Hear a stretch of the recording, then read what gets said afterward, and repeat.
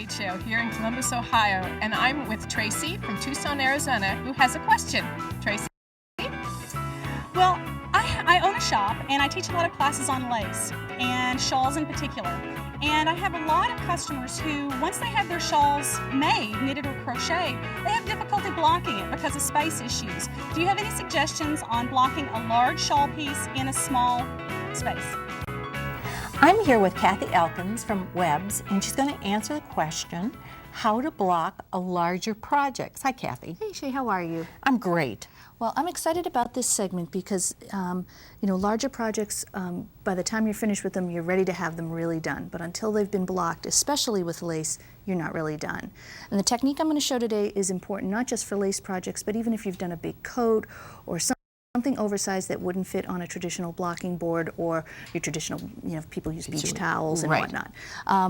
There's lots of different ways to do this. I've seen people use their rugs at home, their mattresses. Oh, really? You absolutely can. If you've got a queen-size bed, you can use that as a blocking because, if you take your bedding off, you can see the patterning on it to use for measuring. But I always recommend to our customers owning a nice cloth of checked fabric, be it a gingham or whatever you've got. Because you're actually going to use the lines of this fabric. Because you can actually measure with this. So especially for garments that have to have an exact fit, it's very important that you measure. And this mimics what a traditional blocking board would have. And this piece is bigger than a blocking board. Absolutely. Yep. Even if you put two side by side maybe, but that's not something everybody would own, and going out and buying a piece of fabric for just a few dollars is much more practical.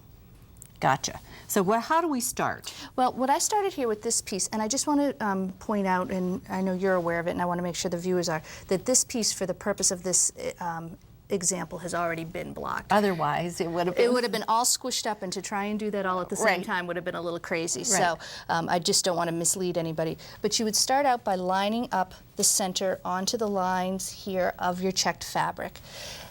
And then we've already started some of the pinning here. You'd fold this back.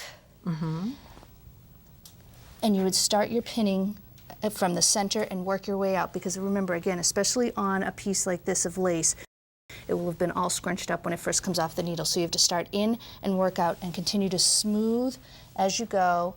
So starting the center is the most important part. On lace, yes. Now, if this was the back of an oversized coat, for example, if you were doing like a knee-length coat or a jacket, something of that nature, you wouldn't have to worry about that. You'd measure it out on the grids, make sure your measurements matched what the finished pattern measurements were, and start on your corners and work your way that way. So in this example, I've lined up the center, and I'm just going to follow this line down. Now, for the viewer, you're following the line on the fabric because they probably can't see that. They probably can't see it, but we here can see through the fabric, to the fabric. Just kind of talk us through. We would come down this line first, Kathy, or we would go around? I would come down and then still go around, just working your way all the way out and following your lines. Now, you're going to either be on a vertical or a horizontal line, and just keep following yourself out.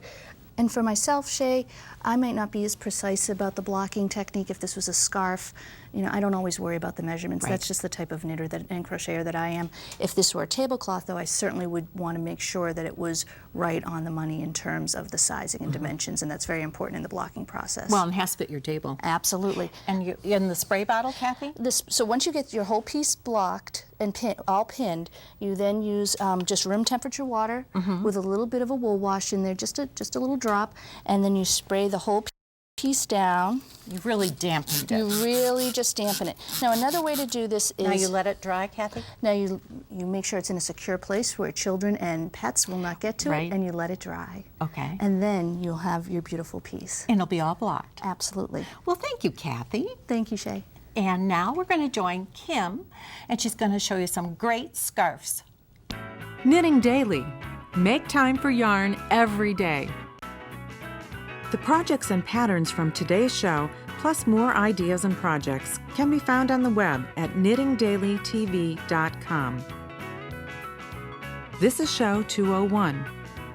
Continue knitting daily every day by joining the online Knitting Daily community and receive a free newsletter 5 times a week, filled with step-by-step techniques, inspiring reader-contributed stories, and free patterns. It's about knitting all the time. knittingdaily.com.